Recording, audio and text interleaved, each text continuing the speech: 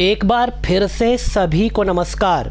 एक बार फिर उपस्थित हूँ आपके सामने लेकर के एक नया विषय, एक बहुप्रतीक्षित विषय। बहुत समय से आप लोगों की तरफ से एक प्रकरण को लेकर के एक बार बार कहा जा रहा था कि उसको बनाया जाए, तर्पण प्रकरण को बनाया जाए। तो आज आपके सामने लेकर के उपस्थित हुआ हूँ तर्पण।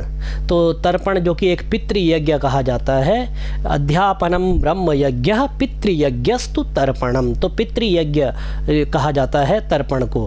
हमारे इस वीडियो को स्पॉन्सर जिन्होंने किया है उन्होंने अपना नाम बताने से मना किया है।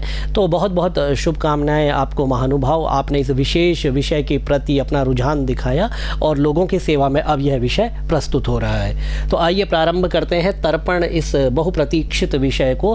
तर्पण जैसा कि आपको अभी बताया गया, इसको पितृयज्ञ भी कहा जाता है, अध्यापन को ब्रह्म यज्ञ कहा जाता है। यदि कोई कहीं पर अध्यापन कराता है, पढ़ाता है, तो उसको ब्रह्म यज्ञ कहा जाता है।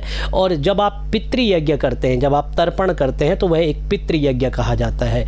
आप घर में अतिथि का सत्कार करते हैं तो वह नृयज्ञ कहा जाता है। तो इस तरह से ये जो पितृयज्ञ है, आइए इसका प्रारंभ करते हैं। बहुत ही आवश्यक और बहुत ही महत्वपूर्ण तर्पण का जो है मनुष्य जीवन में महत्वपूर्ण एक स्थान है।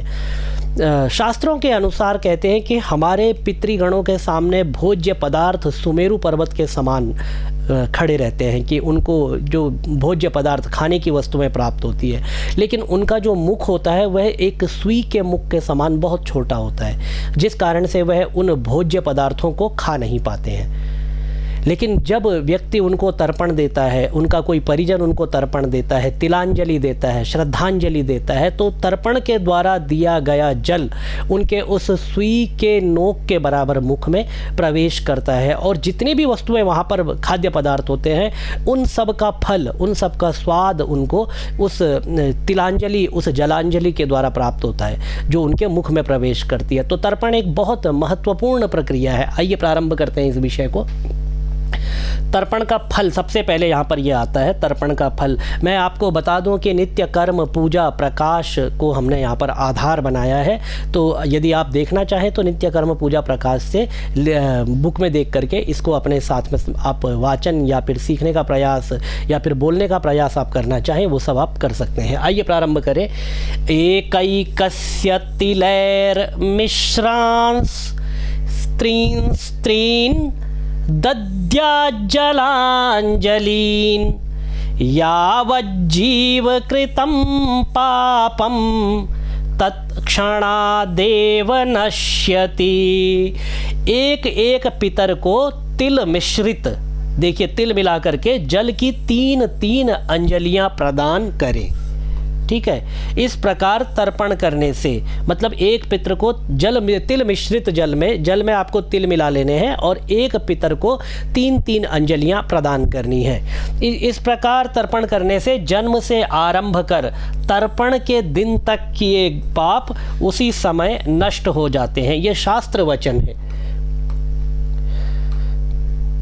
और तर्पण न करने से प्रत्यवाय लगता है। प्रत्यवाय एक दोष होता है जो व्यक्ति को लग जाता है, पाप लगता है। तो इसके लिए कहते हैं ब्रह्मादि देव एवं पितृगण तर्पण न करने वाले मानव के शरीर का रक्त पान करते हैं, क्योंकि उनको तो पान करने के लिए कुछ ना कुछ चाहिए। यदि आप तिलांजलि नहीं देंगे, जलांजलि नहीं देंगे, तो फिर शास्त्रों के अनुसार वह उसके शरीर का रक्त पान करते हैं। अर्थात तर्पण न करने से पाप से शरीर का रक्त शोषण होता है।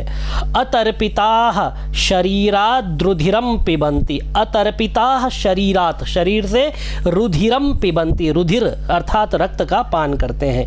इससे यह सिद्ध होता है कि गृहस्थ मानव को प्रतिदिन तर्पण अवश्य करना चाहिए।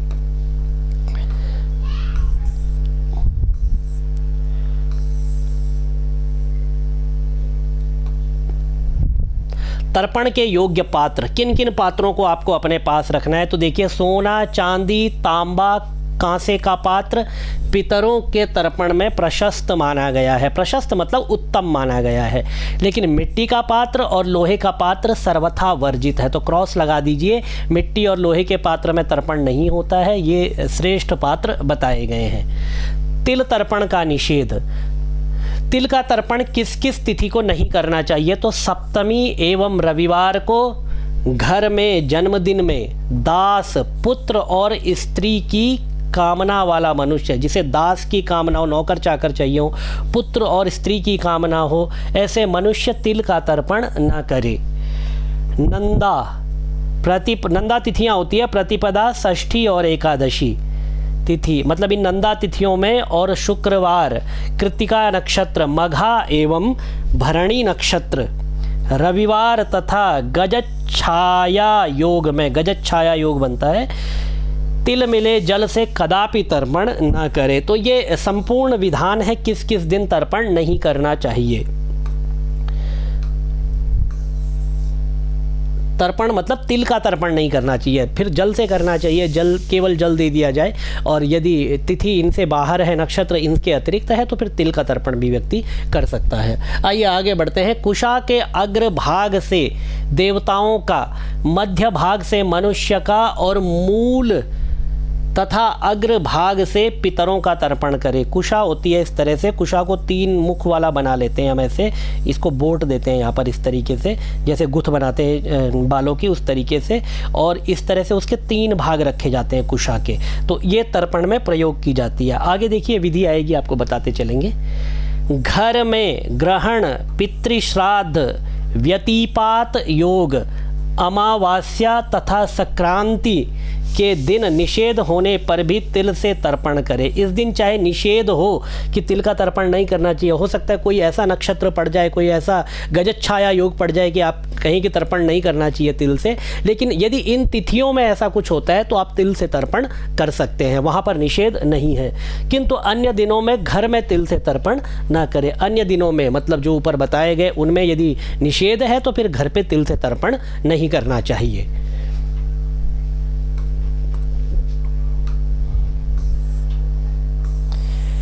ज्ञानांजलि शिक्षाकुलम। ज्ञानांजलि शिक्षाकुलम में यदि आप कर्मकांड सीखना चाहते हैं, मंत्रों का वैदिक अर्थ, आध्यात्मिक अर्थ और साथ में साइंटिफिक उनका क्या महत्व है, वैज्ञानिक महत्व क्या है, मंत्र किस तरह से विज्ञान से जुड़े हैं, ये सब आप सीखना चाहते हैं, इस तरह की विशद चर्चा होती है, शास्त्रों की चर्चा होती है।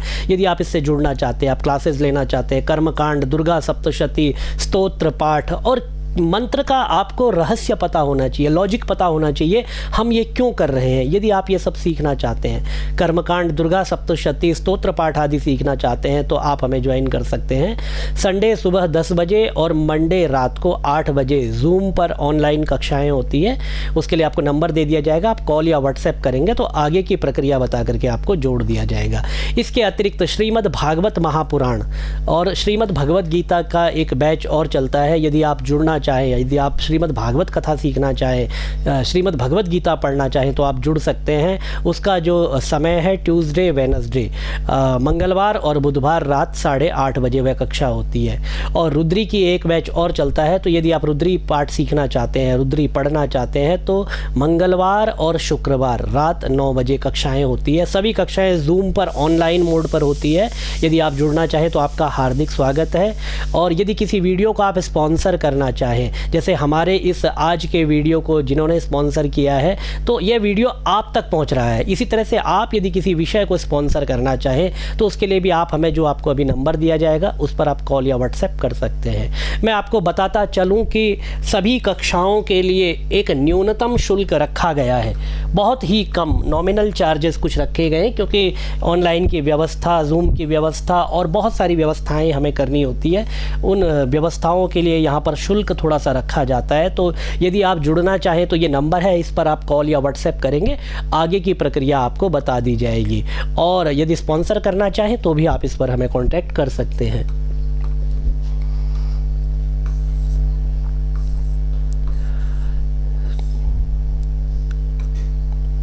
अब इसके बाद तर्पण प्रयोग विधि। तो तर्पण प्रयोग विधि करने से पहले यहाँ पर ये देखिए स्वस्ति वाचन लिखा गया है, तो एक बार इससे पहले स्वस्ति वाचन का प्रयोग करें। सबसे पहले स्वस्ति वाचन करें। स्वस्ति वाचन के बाद तर्पण प्रयोग विधि में आपको प्रवृत्त होना चाहिए। तो गायत्री मंत्र से शिखा बांधकर, तिलक लगाकर, ये आपकी तैयारी है। प्रथम दाहिनी अनामिका के मध्य पोर में 2 कुशों और बाईं अनामिका में 3 कुशों की पवित्री धारण कर ले। सीधे सीधे ये समझिए, यहाँ पर आपको पवित्री धारण करनी है, एक अंगूठी बनानी है कुशा से और आपको यहाँ पर धारण करनी है, ठीक है। और यदि आप कोई धातु की अंगूठी पहनते हैं, जैसे अभी मैंने पहनी हुई है, तो इस तरह की यदि आप अंगूठी पहनते हैं तो फिर आप उसी को हाथ लगा करके अपने पवित्री का मंत्र बोल सकते हैं।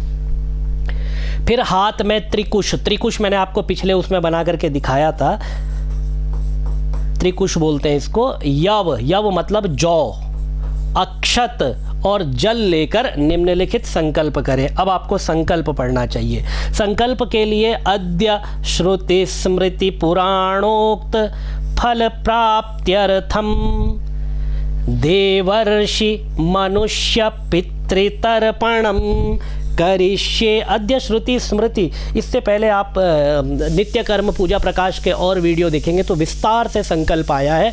उस संकल्प को पढ़ते समय जहाँ पर आपको फल कहना होगा कि मैं क्या करने वाला हूँ, वहाँ पर आपको इस पंक्ति को ऐड कर देना है। और एक बहुत ही आसान तरीका मैं बताऊँ, पूजा संकल्प की एक ऐप है जो आपको प्ले स्टोर पर मिलेगी, ज्ञानांजलि के द्वारा यह ऐप बनाई गई है पूजा संकल्प नाम से। उसमें आप उस ऐप का प्रयोग करके संकल्प अपना डेली कर सकते हैं, बहुत ही आसान तरीके से। आपको सिर्फ वहां पर अपना नाम, अपना गोत्र डालना है और आप कौन से जगह से, आपका स्थान क्या है, आपका जिला क्या है, आपको वो वहाँ पर आपको लिखना है। उसके बाद फिर संकल्प आपके सामने, आप सेलेक्ट करेंगे कि आप किस लिए संकल्प कर रहे हैं, आप सेलेक्ट करेंगे आप किस पूजा के लिए संकल्प कर रहे हैं, आपका अपना फल, पूजा में आप क्या कामना चाहते हैं वो आप सेलेक्ट करेंगे और उसके बाद आप क्लिक सबमिट करेंगे तो संपूर्ण एक रेडीमेड संकल्प एक आपके सामने खुल जाएगा। और आपको आपके नाम के साथ खुलेगा कि जिसमें आपका नाम गोत्र सब लिखा होगा और आपको मात्र उसका वाचन करना है। तो वो संकल्प ऐप आप गूगल प्ले स्टोर से और iOS जो आईफोन यूज़ करते हैं वो वहाँ से उसको डाउनलोड कर सकते हैं। पूजा संकल्प नाम से ऐप है।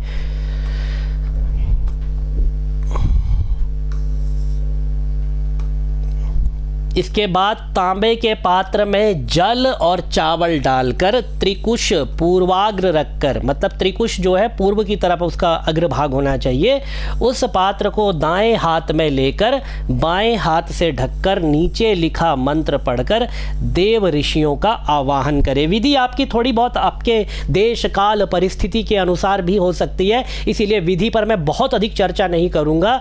मंत्रों का वाचन और मंत्र किस तरह से प्रयोग करने हैं उसकी विधि मैं आपको यहां पर बताता हुआ चलूंगा। आवाहन का मंत्र, ब्रह्मादयः सुराः सर्वे ऋषयः सनकादयः आगच्छन्तु महाभागा ब्रह्मांडोदरवर्तिनः। यहाँ पर आप आवाहन करेंगे। आवाहन के बाद देव तर्पण विधि। तो देव तर्पण विधि में क्या करना है देखिए, देव तथा ऋषि तर्पण में पूर्व दिशा की ओर मुख करें। मुख आपका पूर्व दिशा की ओर होना चाहिए। जनेऊ को सव्य रखें, दाहिना घुटना जमीन पर लगा करके बैठें, तो वीरासन मुद्रा में बैठना है। और अर्घ्य पात्र में चावल छोड़ें। जो जिस पात्र को आप नीचे रखेंगे आपके हाथ से जल उसमें गिरेगा, उस पात्र में आपको चावल रखने हैं। तो अक्षत रख करके आपको ये तर्पण करना है यहाँ पर। इसके बाद आगे देखें, तीनों कुशों को पूर्व की ओर अग्रभाग। तो कुशा का जो तीन कुशा आपको इस तरह से बताई थी, ये पूर्व की तरफ होगा। जल की अंजलि एक एक करके देनी है। देव तीर्थ से अर्थात दाएं हाथ की अंगुलियों के अग्रभाग से तर्पण दें। तो ये जो अग्रभाग है यहाँ से आप तर्पण देंगे। अभी मैं आपको तीर्थ एक डायग्राम के थ्रू भी दिखा दूंगा। देव तीर्थ का चित्र पृष्ठ संख्या 44 पर, तो मैं अभी आपको ये भी दिखा दूंगा। जलांजलि को सोना, चांदी, तांबा अथवा कांसे के बर्तन में डालें। नीचे आपका जो बर्तन होगा इन धातुओं का होना चाहिए। यदि नदी में तर्पण किया जाए तो दोनों हाथों को मिलाकर जल से भरकर गौ की सींग जितना ऊंचा उठाना चाहिए और जल में ही अंजलि डाल देनी चाहिए। निम्नलिखित प्रत्येक नाम मंत्र के बाद तृप्यताम, निम्नलिखित मतलब नीचे लिखे गए मंत्रों के बाद तृप्यताम कहकर एक एक अंजलि से जल देते हुए आपको चलना है। तो आइए मंत्र वाचन में आपको बता दूं, जो कि हमारा आज का प्रधान विषय भी है। ओम ब्रह्मा तृप्यताम, ओम विष्णुस तृप्यताम्, ॐ रुद्रस् तृप्यताम्, ॐ प्रजापतिस् तृप्यताम्, ॐ देवास तृप्यन्ताम। अब यहाँ पर तृप्यन्ताम आया है क्योंकि ये बहुवचन शब्द है। अभी तक सारे एक वचन थे तो तृप्यताम, ये बहुवचन आ गया तो तृप्यन्ताम। ओम छंदांसि तृप्यन्ताम, ओम वेदास तृप्यन्ताम, ओम ऋषयस तृप्यन्ताम, ओम पुराणाचार्यास तृप्यन्ताम, ओम गंधर्वास तृप्यन्ताम, ओम इतराचार्यास तृप्यन्ताम, ओम संवत्सरः सावयवस् तृप्यताम। अब फिर एक वचन आया है, ओम देव्यस् तृप्यन्ताम, ये बहुवचन फिर आया। ओम अप्सरसस् तृप्यन्ताम, ओम देवानुगास तृप्यन्ताम, ओम नागास तृप्यन्ताम, ओम सागरास तृप्यन्ताम, ओम पर्वतास तृप्यन्ताम, ओम सरितस तृप्यन्ताम, ओम मनुष्यास तृप्यन्ताम, ओम यक्षास तृप्यन्ताम, ओम रक्षांसि तृप्यन्ताम, ओम पिशाचास तृप्यन्ताम, ओम सुपर्णास तृप्यन्ताम, ओम भूतानि तृप्यन्ताम, ओम पशवस् तृप्यन्ताम, ओम वनस्पतयस् तृप्यन्ताम, ओम ओषधयस्, ओषधयस् भी बोल सकते हैं, ओषधयस् तृप्यन्ताम, ओम भूतग्रामश्चतुर्विध चतुर्विधस्तृप्यन्ताम।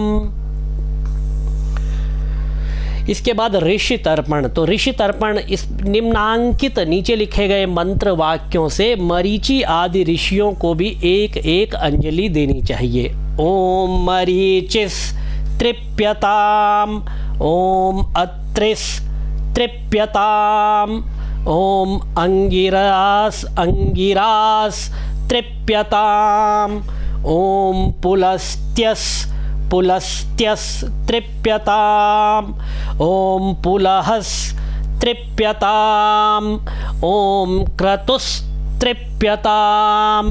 तो ऋषियों को अंजलि इस प्रकार से देनी है। और इसके बाद आइए तो कुछ और यहाँ पर ऋषि बच जाते हैं।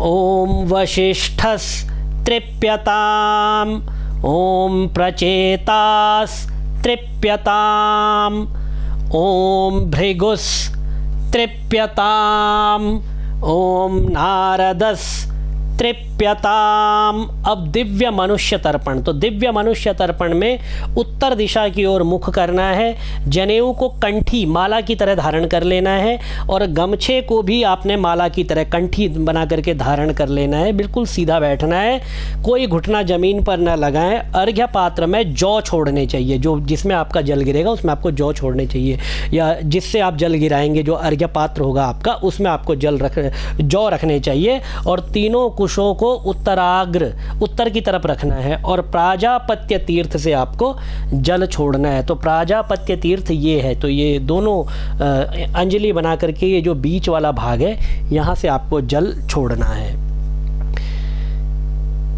अर्थात कुशों को दाहिने हाथ की कनिष्ठिका, कुश को दाहिने हाथ की जो आपका राइट हैंड है उसकी कनिष्ठिका छोटी उंगली के मूल भाग में रखकर यहीं से जल देना है और दो दो अंजलियां दे। तो ये प्राजापत्य तीर्थ है, इसका आपको इस भाग से आपको यहाँ से जल गिराना है, अंजलियां देनी है।